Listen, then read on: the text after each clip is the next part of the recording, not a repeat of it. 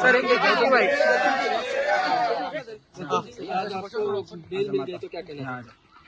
देखिए, सबसे पहले तो थोड़ा पीछे हो जाइए। हाँ, थोड़ा पीछे हो जाए ना।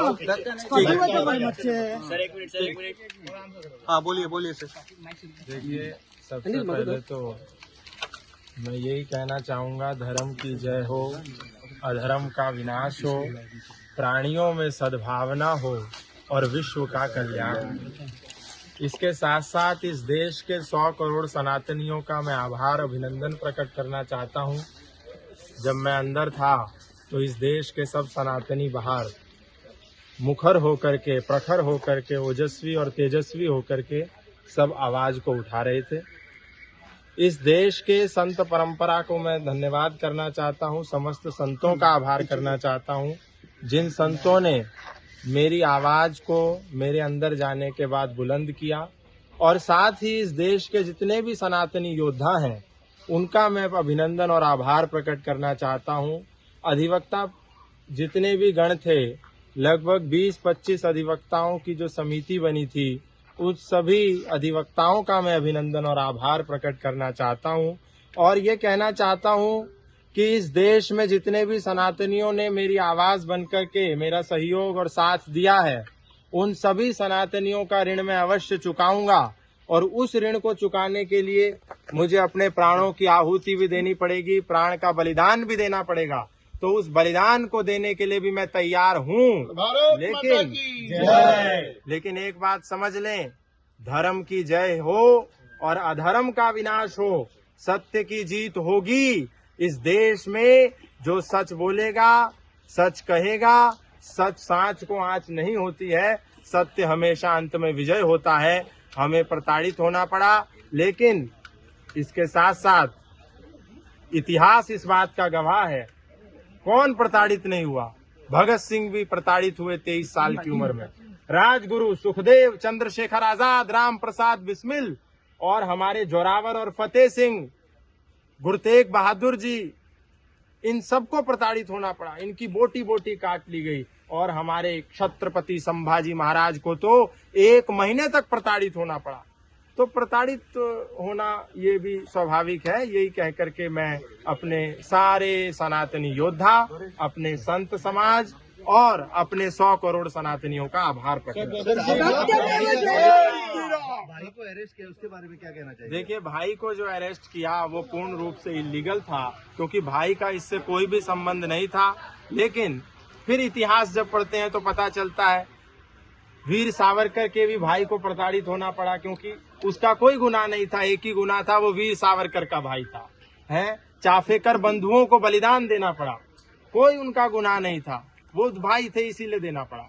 और कोठारी बंधु जब बलिदान हुए तो इस देश में राम मंदिर बना। तो हमारे भाई को भी गिरफ्तार किया, तो ये कोई बड़ी और नई बात नहीं है। लेकिन दुख इस बात का है कि उसको केवल इसीलिए गिरफ्तार होकर के जेल में 6 दिन दुख, कष्ट, पीड़ा सहन करनी पड़ी, क्योंकि वो गौतम खट्टर का भाई था। केवल इस बात की पीड़ा, इसके अतिरिक्त उस छोटे से बच्चे का कोई भी गुनाह नहीं था। इसका मुझे हमेशा दुख रहेगा। लेकिन मेरी माँ, जिससे मैंने चर्चा करी और जब मैं उसको जवाब नहीं दे पा रहा था, जब रामचंद्र जी के पास उनका भाई लक्ष्मण मूर्छित हो गया, तो वो इस बात से दुखी नहीं थे कि भाई मूर्छित हो गया। मूर्छित तो बहुत लोग हो रहे थे, पर वो ये कह रहे थे कि मैं माँ को जाके क्या जवाब दूंगा, मेरा भाई मूर्छित हो गया, मैं भाई को साबुत लेकर के आया था और भाई मूर्छित है, माँ को क्या जवाब दूंगा। ये उनकी पीड़ा थी, मेरी भी ये पीड़ा थी। तो मेरी माँ को मैं क्या जवाब दूंगा।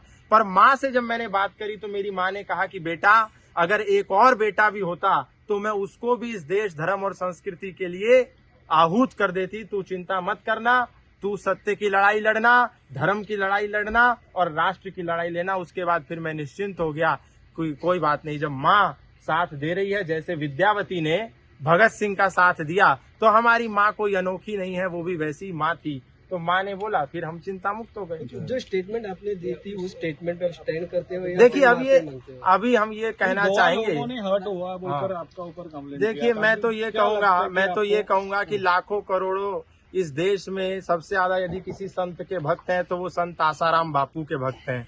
उनको कितना आहत हुआ होगा, कितना हर्ट हुआ होगा। तो ये सबसे पहले तो हमको डेरोगेटरी स्टेटमेंट की डेफिनेशन डिसाइड करनी होगी, दूसरा रिलीजियस सेंटिमेंट की डेफिनेशन डिसाइड करनी होगी, फिर उसके बाद में बात करेंगे। स्टेटमेंट आपने दी थी नहीं, अब आप ये नहीं, अभी मैं कह रहा हूँ कि पहले आप लोग डिसाइड कीजिए। क्लेरिफाई कर दीजिए क्या कि clarify? ये सेंट फ्रांसिस का बारे में आपने स्टेटमेंट दिया अभी कोर्ट में मामला है, कोर्ट में निर्णय होगा। और एक बात कहना है कि आपके स्टेट के बाद गोवा में वही स्टेटमेंट पे सब लोग ये कर रहे हैं कि सपोर्ट के बारे में। अब वो तो वो बताएंगे, वो बताएंगे, उनसे पूछिए। आप कट्टर जी, आपका हेल्थ कैसा है?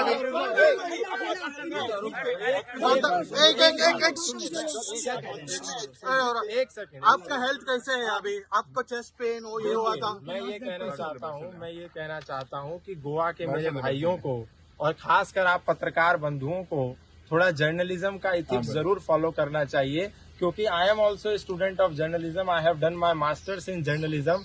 I think Goans, specially media persons of Goans, doesn't have the decorum of journalism. So you need to follow the ethics of journalism first.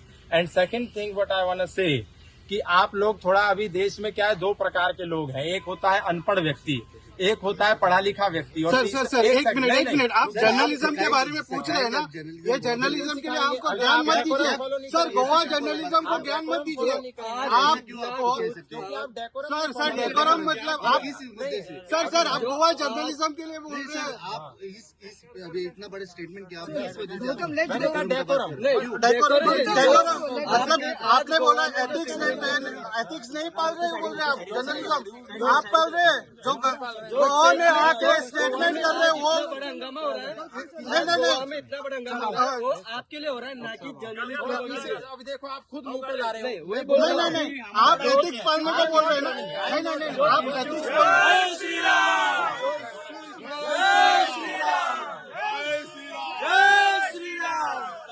Sir